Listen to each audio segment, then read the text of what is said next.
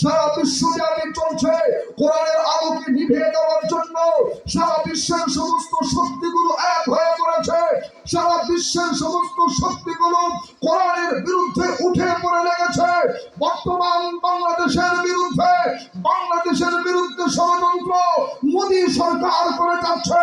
সেই গুজরাটের কসাই মোদী বাংলাদেশের জমিনকে দখল করতে চায়।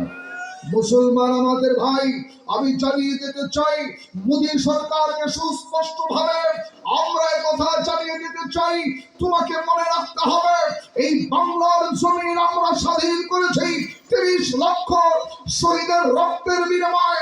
লাল সবুজের পতাকা আমরা অর্জন করেছি।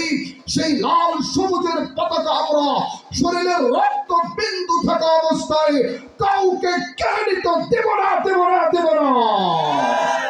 মুসলমান ভাইরা আমার, গজওয়ায়ে হিন্দ হবে। সেই গজওয়ায়ে হিন্দ সামনে অতি সত্তর আসছে। সেই গজওয়ায়ে হিন্দের মধ্যে মুসলমানেরা হিন্দুস্তানের বিরুদ্ধে বিশাল একটা মালহামা হবে, বিশাল একটা যুদ্ধ হবে। বেশি দিন আর সময় নাই, উলামায়ে কেরামের ডাক আসবে ইন্ডিয়ার বিরুদ্ধে যুদ্ধে ঝাঁপিয়ে পড়ার জন্য।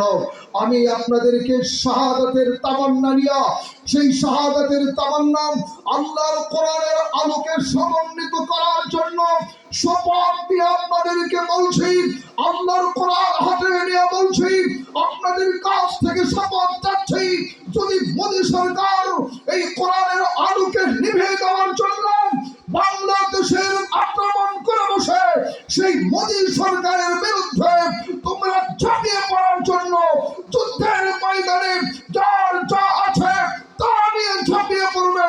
কে কে রাজি আছো? দুইটা হাত উঁচু করে দেখাও মুসলমান।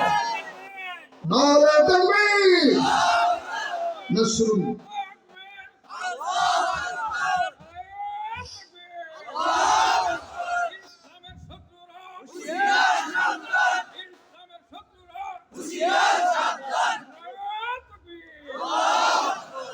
এই উদাত্ত আহ্বান রেখে আপনাদের কাছ থেকে দোয়া চেয়ে এখানে শেষ করছি। ওয়া আখিরু দাওয়ানা আলহামদুলিল্লাহি রাব্বিল আলামিন।